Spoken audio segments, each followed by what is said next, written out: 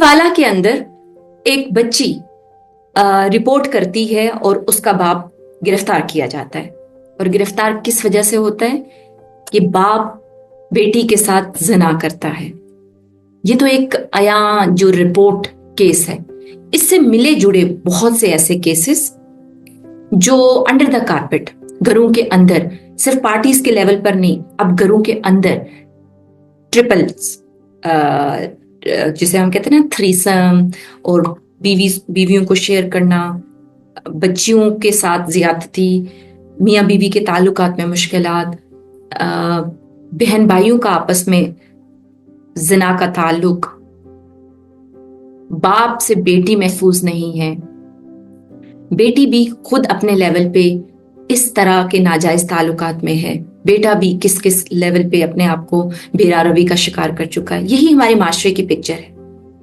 और इसी पिक्चर को अगर embedded as a clinical psychologist में देखती हूं तो मैं फिर काविश शुरू करती हूं।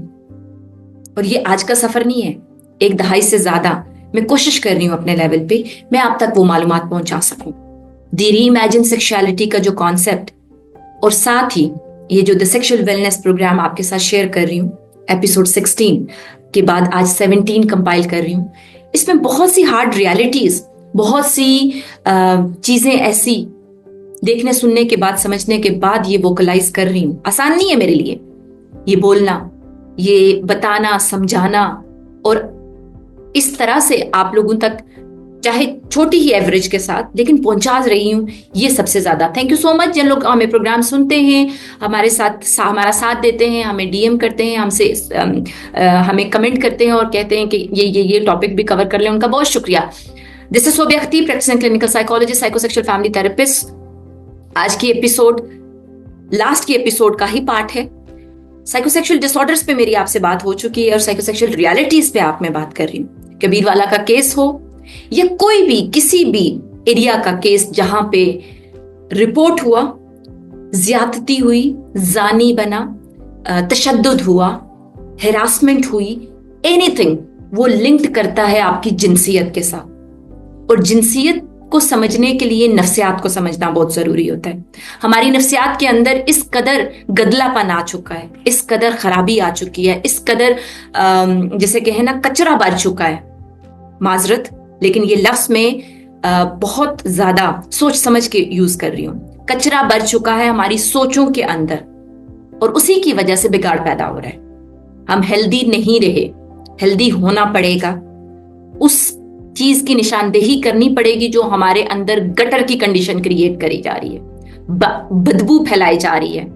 मैं जब साइकोसेक्सुअल हेल्थ पे बात करती हूँ तो बहुत से लोग इस बात को शायद किसी और एंगल की तरफ भी लेके जाते हैं, लेकिन असल मकसद है कि जब आप कह रहे हैं कि ईडी इतना बढ़ चुका है, हर 4 में से एक मर्द किसी न किसी लेवल पे अपने वजू को खड़ा नहीं कर पा रहा, ख्यालात की कहीं ना कहीं गंदगी, खराबी, खुराक की कमी, प्रेशर, सारी चीजें, औरत अपने मल्टीपल पार्टनरशिप की तरफ जा रही है, मर्द कंट्रोल नहीं कर पा रहा, तमीज नहीं कर पा रहा, बेटी है, बहन है, कौन है, औरत तमीज नहीं कर पा रही कि मैंने कौन सा मेरा एक लेवल है जहां तक मैंने खुद को लेके जाना है और कौन से पर्दे को कायम रखना है।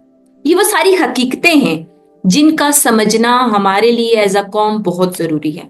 आज की एपिसोड मैं उसी पहलू में कंपाइल भी कर रही हूं ताकि आप इस चीज को अंडरस्टैंड करें। जो लैक ऑफ इमोशनल कम्युनिकेशन है ना, यानी जज्बाती तौर पर ना समझा जाता है घर के अंदर और ना ही जज्बाती तौर पर खुद माँ बाप अपने लेवल पे समझ पा रहे हैं। टीचर्स के लेवल पे हमारे सबसे ज्यादा बच्चों के अंदर जो एकेडमिक इश्यूज कॉज होते हैं वो टीचर्स के बिहेवियर्स की वजह से।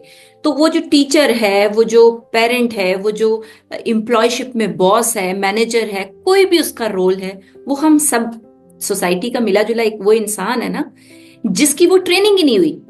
और जब वो ट्रेनिंग नहीं होती तो वो डोमेस्टिक अब्यूज पे जाता है, वो बाहर जाके सेक्सुअल असॉल्ट पे जाता है, वो हैरासमेंट पे जाता है या जाती है।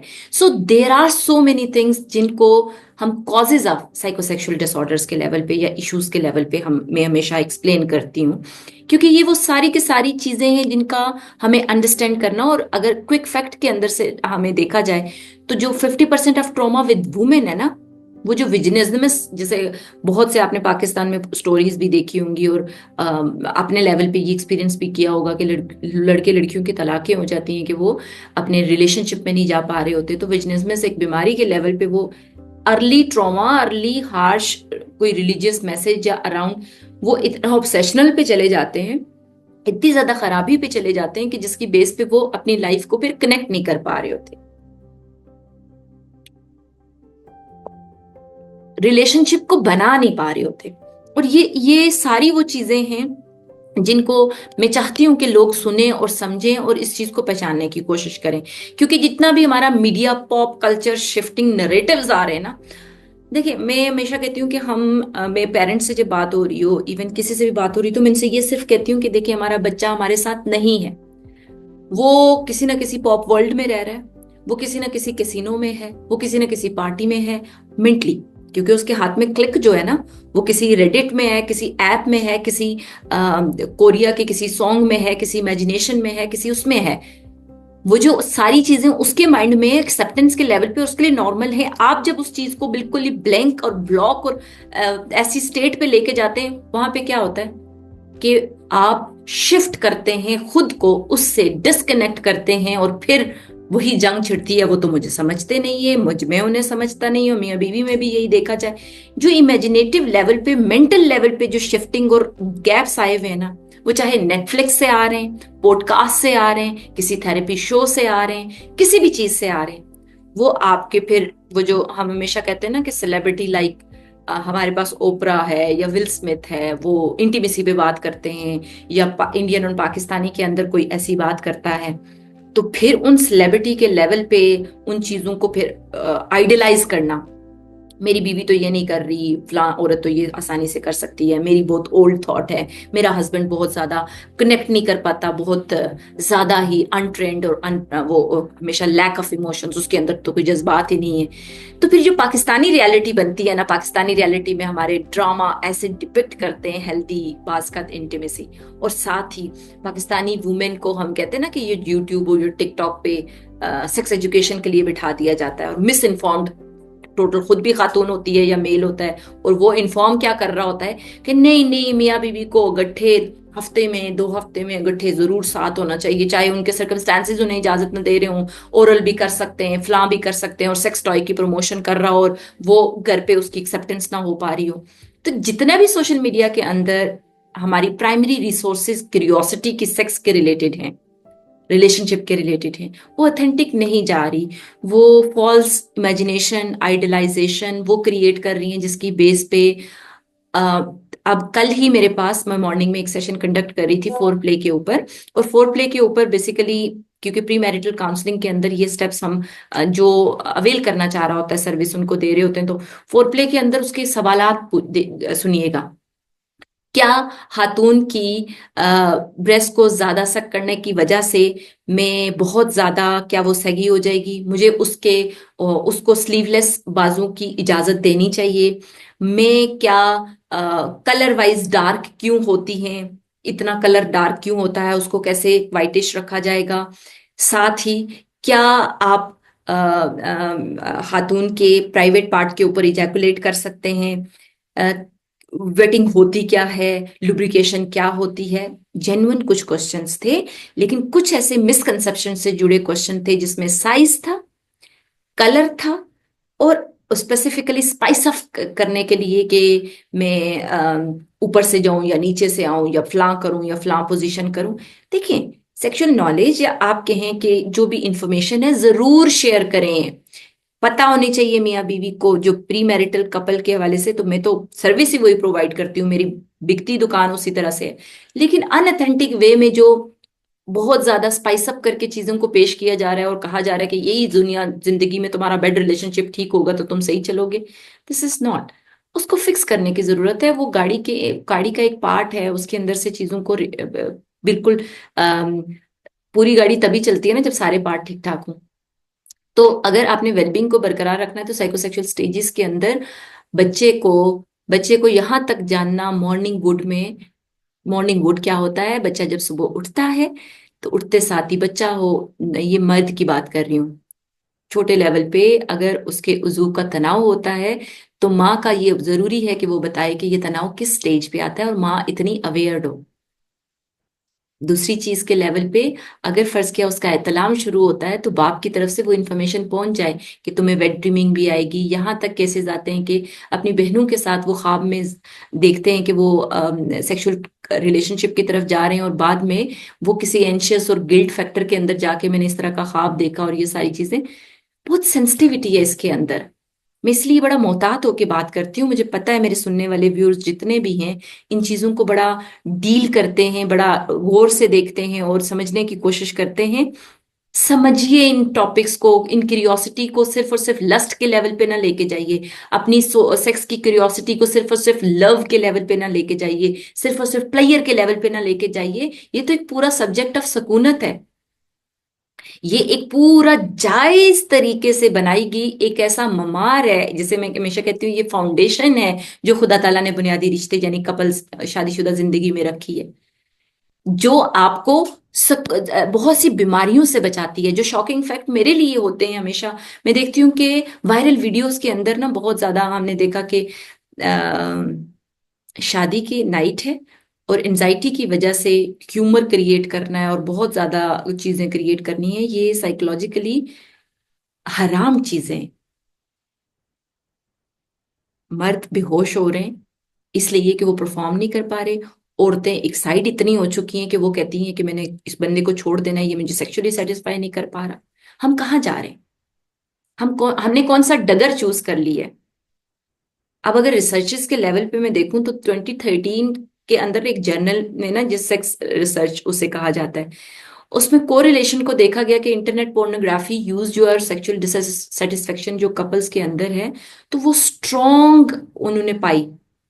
और लाहौर बेस्ड 2022 के अंदर एक स्टडी जिसमें 5 में से एक अंडर 30 जो मेल है वो प्री मेच्योर इजैकुलेशन और एंजाइटी फेस करता है अपनी लाइफ के अंदर। ये हमारी पाकिस्तानी मर्दों की बात हो रही है। और कराची की एक स्टडी जो बेसिकली 2021 में शाया हुई उसके अंदर जो हिस्ट्री ऑफ सेक्सुअल अब्यूज है ना, 3 टाइम मोर रिपोर्ट करती है कि सेक्सुअल पेन डिसऑर्डर डेवलप होते हैं। साइकोसेक्सुअलिटी को डिस्कस कैसे ना करूं? कैसे कपल्स जब पास आते हैं अपने फाइनेंशियल इश्यूज या इन लॉज के इश्यूज बता रहे होते हैं, लेकिन बेस लाइन में इस तरह की कबाख्तें और इस तरह की हकीकतें छुपी होती हैं, इस तरह की रियलिटीज होती हैं जिनकी बेसिस पे मैं फिर उन्हें प्रोसीड करती हूँ। और कोई मास्टरबेशन में बच्चा फंसा फंसा होता है और कोई ऐसी सेक्सुअल हेरासमेंट और ऐसे ट्रॉमा के बाद फंसा होता है कि वो अपने आप हेल्दी रिलेशनशिप नहीं बिल्ड कर पा रहा होता। ये बहुत से अनरिजॉल्व इमोशंस हैं जो हेल्दी रिलेशनशिप की तरफ नहीं बिल्ड नहीं कर पा रहे हम लोग सब। और अगर अगर इम्पैक्ट देखा जाए फैमिलीज पे और कपल्स पे, तो साइकोसेक्सुअल डिसफंक्शन इंडिविजुअल इशू नहीं है। ये इफेक्ट करता है आपकी इमोशनल इंटीमेसी को, पेरेंटिंग को और ओवरऑल आपकी हेल्थ लाइफ को।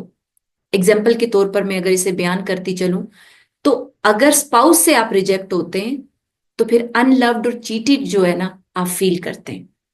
इनफिडिलिटी जिसे हम कहते हैं ना कि एक्स्ट्रा मैरिटल रिलेशनशिप आ गया, एडिक्शन में चला गया, फलां हो गया, मुझसे बात नहीं करता, ये नहीं करती, वो क्या होता है कि डिस्कस ना करने की वजह से इन इश्यूज के ऊपर लाइट ना डाले वो डार्क में बदबू छोड़े जा रहे होते हैं और आप लाइट डाल नहीं रहे होते। बच्चे आपके अगर ग्रो अप हो रहे हैं और इमोशनली डिस्कनेक्टेड हैं घरों में, तो इनसिक्योरिटी डेवलप होती है, डिस्टॉर्टेड जेंडर पैदा होता है। फिर हम कहते हैं कि ये गे की तरफ जा रहे हैं और लेस्बियन की तरफ जा रहे हैं और फलां की तरफ अट्रैक्ट हो रहे हैं।